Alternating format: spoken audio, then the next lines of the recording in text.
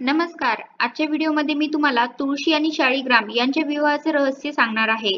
पण त्याआधी तुम्ही चॅनलवरती नवीन असाल तर चॅनलला लाईक करा आणि सबस्क्राईब देखील करा.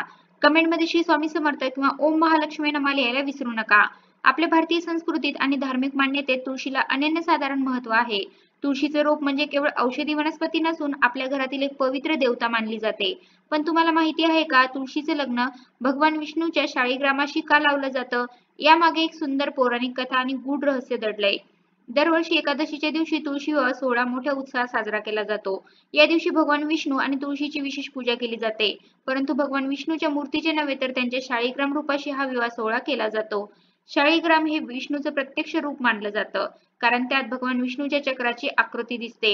या तुळशी विवाहामागे एक अद्वितीय कथा आहे, ज्यामध्ये एका स्त्रीच्या पतिव्रता धर्माची, तिच्या निस्सीम श्रद्धेची आणि तिच्या प्रेमाची गाथा दडलेली आहे. ही कथा आहे वृंदा आणि जालिंदराची. दैत्यराज कलानिनीची वृंदा नावाची एक मुलगी होती. वृंदा एक पवित्र स्त्री होती. एकदा भगवान शंकरांनी आपलं तेज समुद्रात फेकलेलं, त्या तेजातून एक हुशार आणि बलवान बालक जन्माला आला, जो पुढे जाऊन राक्षस जालंधर म्हणून ओळखला जाऊ लागला. काही काळाने वृंदाचं लग्न दैत्यराज जालंधरशी झालं.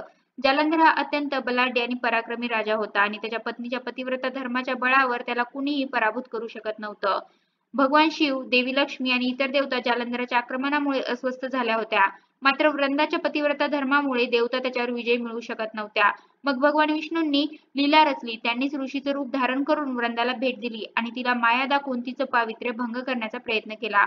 भगवान विष्णूंनी जालंधराचं मुख आणि शरीर दाखवलं, ज्यामुळे वृंदा दुःखी झाली आणि फसवणुकीमुळे तिचं पवित्र पतिव्रता व्रत तुटलं. या क्षणातच जालंधर युद्धात पराभूत झाला. हे सत्य वृंदाला कळल्यावरती अत्यंत रागाने भरली ती आणि तिने भगवान विष्णूला श्राप दिला की तू आता दगड होशील. वृंदा स्वतः सती झाली आणि तिच्या राखेच्या ठिकाणी तुळशीचं पवित्र रोप उगवलं. भगवान विष्णूंनी तिला आशीर्वाद दिला की तुझ्या पतिव्रता धर्मामुळे तू मला लक्ष्मीपेक्षाही प्रिय झाली आहेस.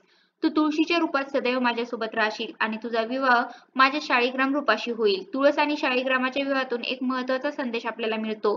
तुळस म्हणजे श्रद्धेचं, पावित्र्याचं आणि भक्तीचं प्रतीक आहे. भगवान विष्णूच्या शाळीग्राम रूपाशी तिचा विवाह म्हणजेच भक्त आणि भगवंताच्या नात्यांचं प्रतीक आहे. या विवाहामुळे आपल्याला जीवनातही एक शुद्ध भक्ती आणि श्रद्धेचा संचार होतो. तुळशी विवाहामुळे आपल्या घरात शुद्ध ऊर्जा निर्माण होते, मनाला शांती मिळते आणि सुख समृद्धी वाढते, असा धार्मिक विश्वास आहे.